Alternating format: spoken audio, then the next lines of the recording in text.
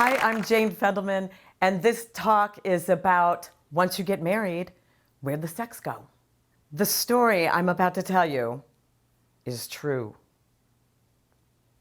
I'm 26, sitting on the couch, looking across at my tall, handsome Magnum PI look-alike then husband of 2 years, thinking, why don't I want to have sex with him?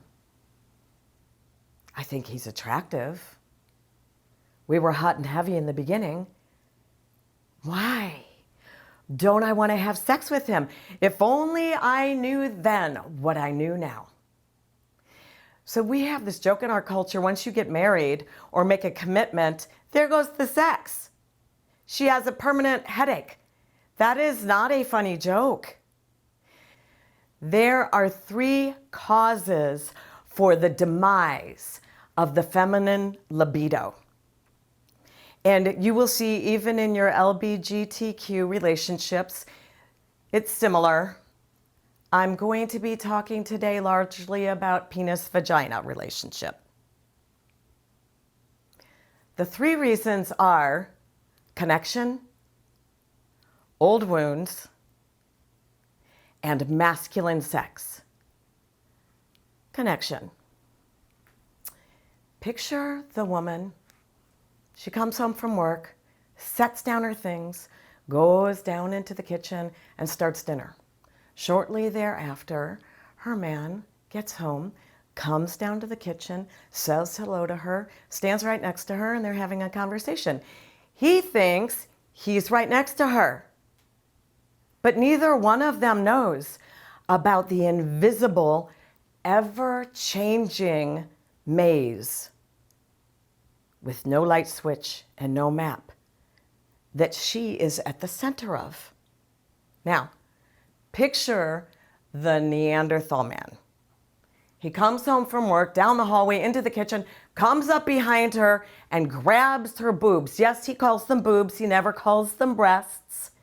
Honk, honk. She recoils, repulsed. Now, he's a Neanderthal man, so he's either going to get angry and beat his chest and bellow, or he's going to be a baby man and collapse and sulk, maybe for hours. And either man, if they do their thing long enough, can pressure the woman into having sex with him, even though she's not really there, not ready. Now, imagine the enlightened man. He comes home from work, comes in the door, down the hallway. He comes up behind his woman. He wraps his arms around her, enveloping her in a warm embrace. He breathes her in. He stands next to her.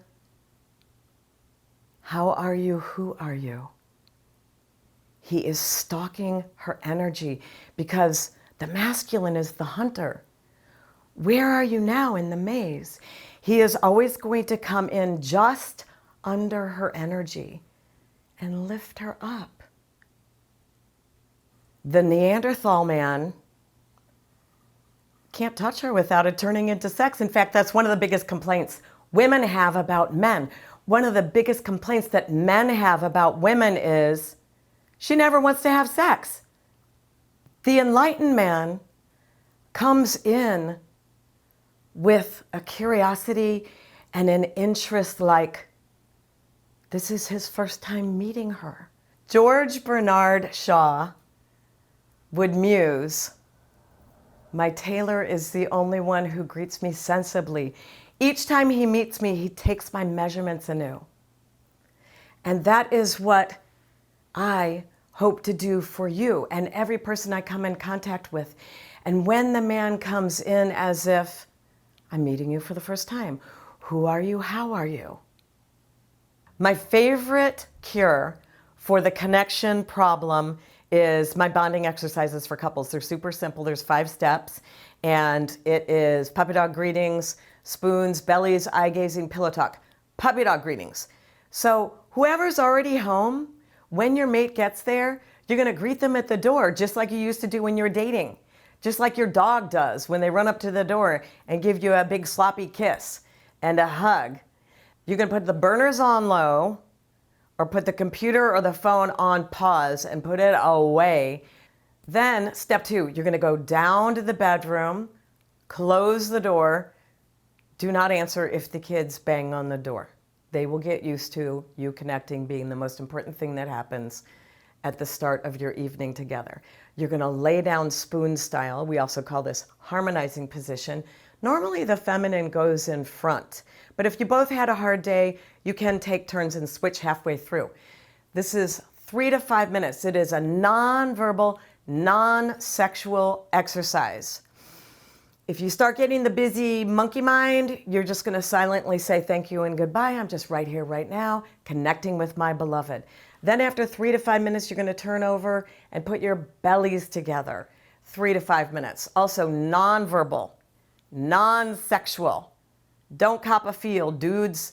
Then you're gonna back up a little bit and you're gonna do 1 to 3 minutes of silent eye gazing.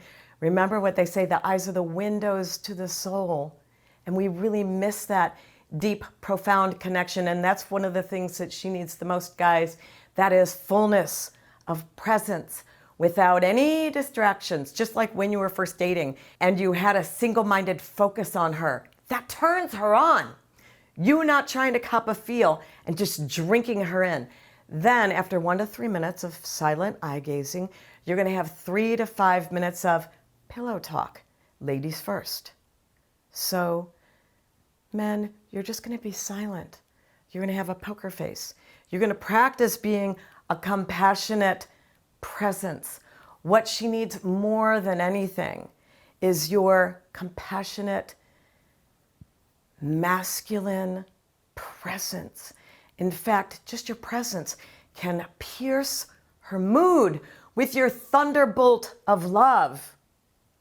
Then you're gonna switch. Then she's gonna be silent and listen to you.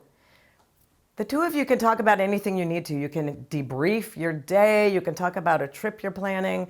You can talk about some fight you had that you still know is not resolved and is acting as an obstacle between you. The other person is just going to be listening with compassion and practicing not reacting. You are going to become a safe space in which the other can share their heart and soul and thoughts and feelings with you.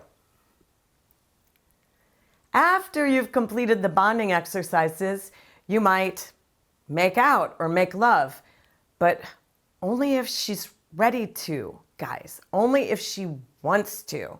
In fact, I want you to increase non-sexual touching times 10. If your woman is shut down sexually, you need to increase the amount of times that you touch her without it turning into sex. So wait until you get signals from her that she's ready. And if you don't recognize the signal, oh buddy, you better start stalking her energy and really tuning in to what she needs and what she's ready for and what she wants. And I know that sounds like a lot of work, guys, but I promise you, if you really wanted easy, fast sex, it would be better for you to be in a gay relationship with a man. Because you're ready, he's ready, you tap each other on the shoulder or give each other a wink and bam, there you go. Now, I know one of the things that is confusing is in the beginning, she was always ready to go at the drop of a hat. That's because in the beginning, you were courting her and wooing her, and you had a lot of attention on her. You were pulling out chairs and opening doors. So I want you to understand what wildcat pussy means. In the beginning, you were like two sparkly, wild jungle cats playing with each other and chasing each other around and having sex behind a tree and chasing down a gazelle and tearing it up with your teeth. and playing with your friends and having a big, expansive, wide, sparkly life. And then couples settle in together and you go from being a jungle wildcat to now you're a pussy and you sleep on the end of the bed and you go from the bed to the litter box to the food bowl back to the bed. And you become boring and predictable. And every person needs two things in their beloved relationship. You need to feel close and connected, and you need to feel separate and autonomous. And when you get into that boring pussy, sleeping on the end of the bed, litter box, food bowl, back to the bed, you become boring and predictable and connected, but there's no sparkliness left. Everybody needs a little bit of danger, excitement. I can't control my mate. Do you really want a beloved that you can control and predict their every move? So you need to feel close and connected, and you need to feel separate and autonomous. The second cause for the demise of the feminine libido is old wounds. Now, if a woman feels hurt by you and you have discounted her emotions, her heart starts to close, and her womb is connected to her heart. And if her heart is closed, her legs are closed. Men, I know this is hard to understand because men and women have different brains. Women have a big, thick corpus callosum connecting the right and left hemisphere of their brains. They are fibers. Men have itsy beatsy, teeny tiny, diminished, no offense men, corpus callosum that's like a little dirt road. She's got like a rope. Women are thinking and feeling at the same time all the time. This is very confusing to men because a man can have an emotional experience. He can be hurt or upset, scared or angry. He'll have the emotion, then immediately box it up and put it away in the back of his right brain in that filing cabinet all the way in the back that you always forget about, and then travel over his little dirt road over to where he lives in the left side of his brain. Women don't do that. And men, if you've ever been fishing, you know when you pick up one fish hook out of the box, they all come with. Well, this is so frustrating to men because when she has an emotion, all the rest come with. One of the other biggest complaints that men have about women is she never lets anything go. And if you've ever made these stupid man mistakes, if you've ever told her you need to let that go, you need to get over that. You're too sensitive, you're overreacting, you're making a mountain out of a molehill, I already apologize for that. You have probably noticed that is like gasoline on the fire. Has that ever worked, men? Ever? No, it's never worked. So why use it? It's like using a Phillips head screwdriver on a flathead screw. It won't go. So I'm going to give you a flathead screwdriver to work on this flathead screw so that you never have to go round and round with her again about old things that she won't let go that is blocking her sexual connection with you. First, I want you to remember the feminine is the ocean. And the masculine is the captain of the ship. So when she starts to churn and rise up into a storm, you are not going to fly at her and try to tamp her down. And you're not going to fly away because that's so big and scary. No, you're going to be right here. You're going to do a metanoia. Metanoia is total reversal in thinking or spiritual awakening. A storm starts kicking up. Your woman is getting wild and stormy and emotional. And instead of saying, like a baby man, calm down, you're overreacting, you're going to be in your grown-up, masculine, good king, leader. You're going to take down the sails, cut the engine, and sit at the rudder and just watch for which way to steer.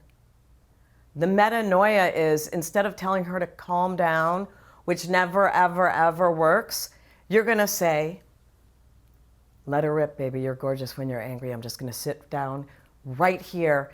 I want to hear all your thoughts and feelings. And she is going to feel your masculine presence holding her, not scared, Not flying at her, fight or flight, just right here. And you telling her to let it out calms her down. So that is the metanoia.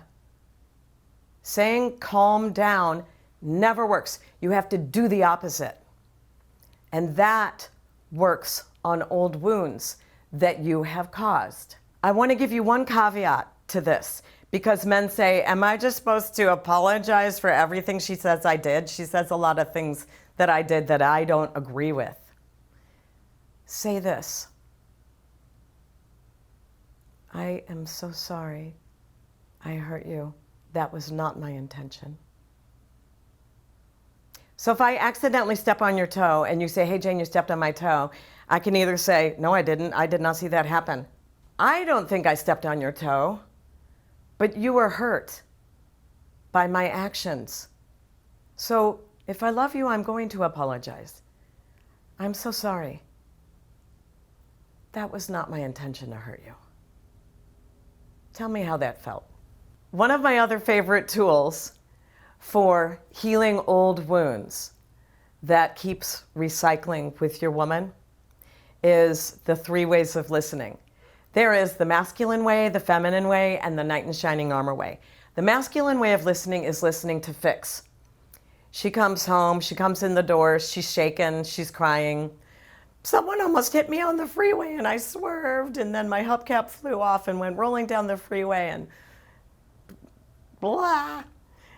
And the man who's listening to fix says, oh, yeah, no big deal. I can get that hubcap. There's a website. It'll be here in 3 days. And now she's mad. Why is she mad? She's mad because women usually need the feminine way or the knight in shining armor way. The feminine way of listening is listening with compassion. So your response would be, oh my gosh, that must have been so scary for you. Come here. I need to hug you. Tell me what happened. Are you okay? That's the feminine way of listening. Listening with compassion, not listening to fix. The 3rd way of listening is the knight in shining armor way.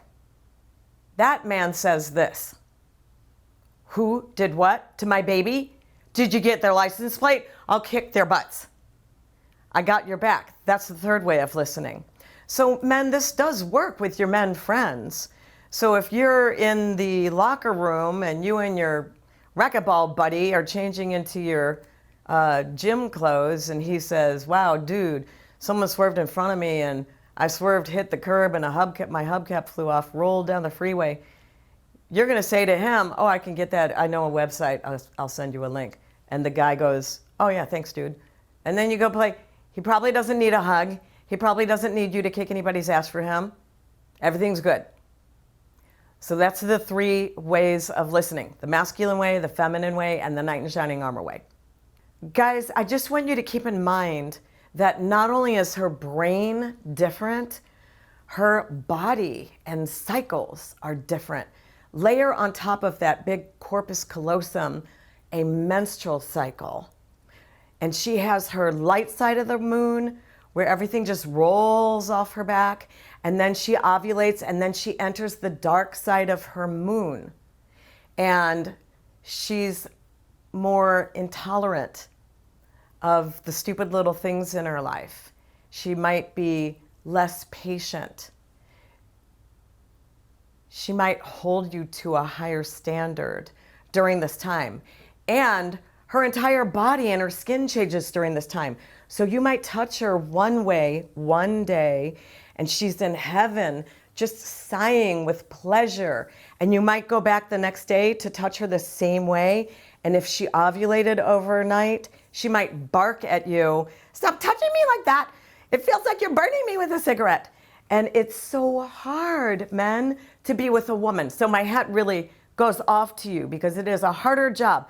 Women, you have to really give kudos to your man, because it's so much of a harder job. And women, you know, you can touch your man the same way every single day. You can turn the same knobs and flip the same switches, turn the same dials, and he will be in ecstasy. So they're easier to work. Women, not only is their body and their brain different, everything's hidden and on the inside. So men, just keep in mind, she has this menstrual cycle that changes her every single day. The third cause for the demise of the feminine libido is masculine sex. Masculine-oriented sex. This is the story of the farmer and his wife.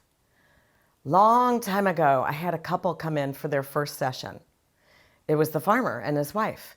They'd been married for almost 40 years. And by this time in their relationship, she just felt like a farm worker and a mother. She didn't feel like a girlfriend or a lover. They had been together for almost 40 years, and by the time they came to see me, their children were grown and gone. It was just the two of them in this big farmhouse working the farm. They hadn't had sex in a year. He was starting to get grumbly and agreed to come to counseling, and she had been having sex with him over all those years, but only occasionally and only out of obligation. They did have chemistry in the beginning, like most couples do, and in the beginning it was hot and heavy. And then they got married and got to work and got to the busyness of busy life, and the courting stopped. And she lost her sex drive. I knew they needed to learn about conscious touch.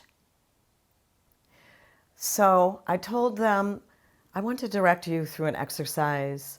I said to the wife, you're going to close your eyes. And I said to her husband, I want you to touch her arm in a conscious way. I'm going to direct you. We always start with a very light yin touch. Yin is the feminine energy. We always come in under the energy. We never come in too hard, too fast. And then we work our way up to the stronger, more masculine, faster, harder touch. And then we alternate back to the feminine. He did a really great job. He touched her arm, shoulder to fingertips, front and back. He was fully present with the touching. Then after about 8 or so minutes, I asked him to relax his hands. I asked her to open her eyes and lift up her arm. I said, how does that arm feel? And she said, light and tingly. I said, how does it feel compared to the other arm? Lift that arm up. And she said, this arm feels heavy and dead. This arm feels alive. And as she got tears in her eyes, she said, this arm feels loved. I said, great. I'm going to give you a homework assignment to practice this at home. It's going to be a full body, non-sexual, non-verbal touching exercise. Whatever's covered up means don't touch me here.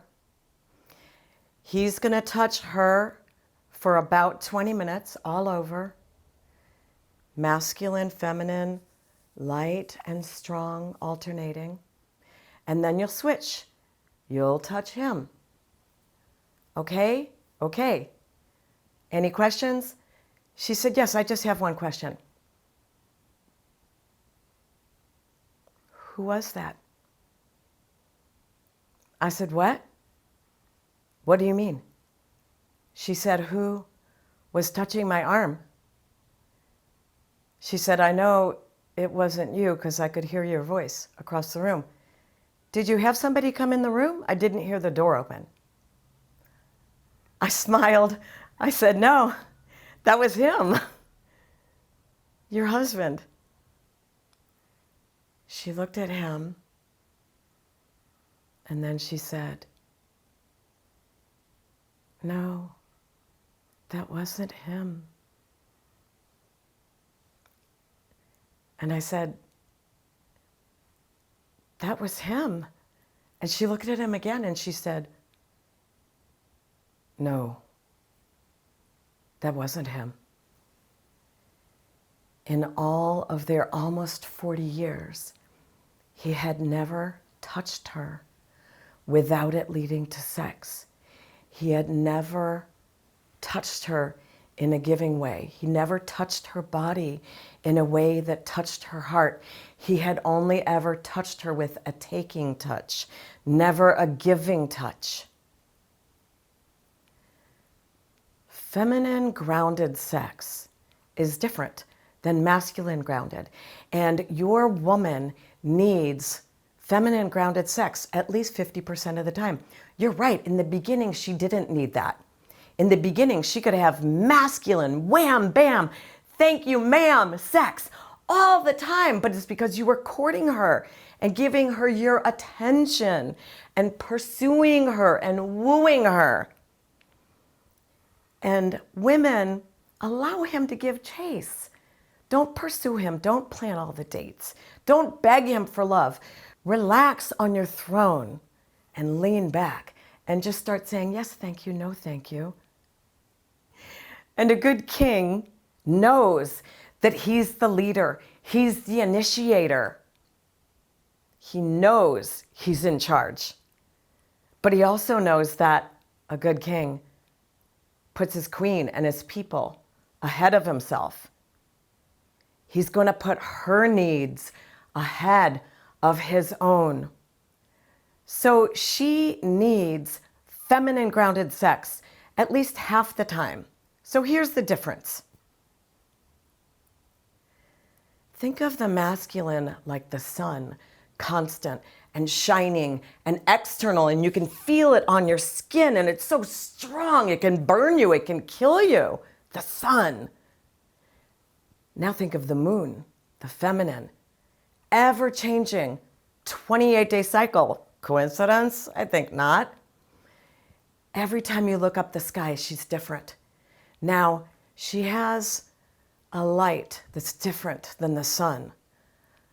The sun gives first and more, and the moon reflects it back in beauty. You feel the sunlight externally on your skin. You feel the moonlight internally in your heart and soul. The masculine is goal-oriented. Masculine sex is goal-oriented. Now, I'm not saying that women are not goal-oriented. We are.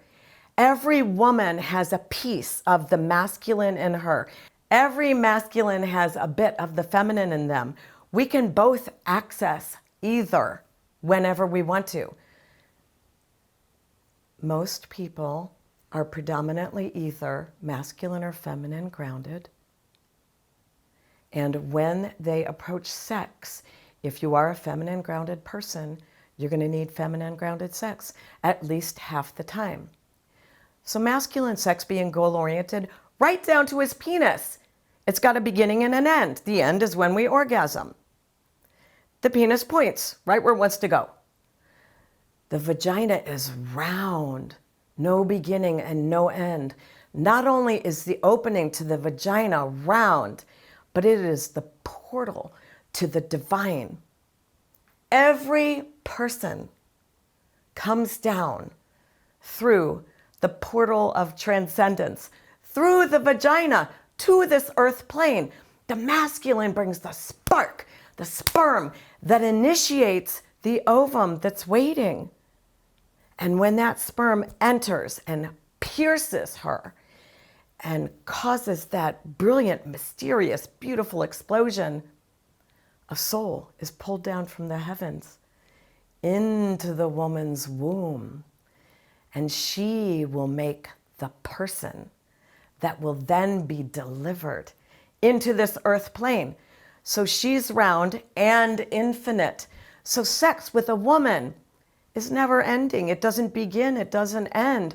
If you want to really woo her and court her properly and she's all shut down sexually, you better start 3 days in advance by coming along, give her a warm embrace, kiss her neck, whisper in her ear how beautiful she is. You better drink her in and breathe her in the way you breathe in a sunset. And when you're checking out her curves, you can't be thinking, how long do I have to wait before I can get in her pants? What kind of things do I have to do before I get in her pants? You can't have a goal in mind because she can feel that, guys. She can feel that goal in mind. Your only thoughts can be, I just want to drink her in. I just want to breathe her in. She's beautiful. She's stunning. The feminine receives. The masculine gives. The masculine wants to empty out. And women, you have to remember, at the end of his workday, he doesn't usually want to talk. He usually wants to be quiet and go to his man cave. That's why you're going to do the bonding exercises. You're just going to be quiet for a while. Then you're going to talk, but it's not going to be for a really long time. He wants to empty out and be quiet and still inside. She's got the womb. She wants to fill up with you. Masculine sex costs you energy. Feminine sex builds, creates energy. So masculine sex is like this. You're going to go for the goal. You're going to do first base, second base, third base, home run. Everybody's going to hopefully orgasm. And then you're going to be tired, dudes, and you're going to want some pizza and then pass out or watch the football game. Feminine-oriented sex, because it has no beginning and no end, she's going to want to be filled up with you, breathe you in. There's going to be long foreplay, lingering touches and eye-gazing glances. You're going to touch the entire body before you go for the gold. You're going to make sure she is sufficiently connected with you. And then when you make love, it might be fast and masculine. It might be slow and lingering. You might go back and forth and play with the energy. And in masculine-oriented sex, the orgasm's over in a very few seconds. And in feminine-oriented sex, you can very likely have a full-body feminine orgasm that floods throughout your body and shoots out your palms and the soles of your feet and the top of your head. And it might go for 15 minutes or a half hour or an hour or 3 hours or a day or 3 days. And that is another talk.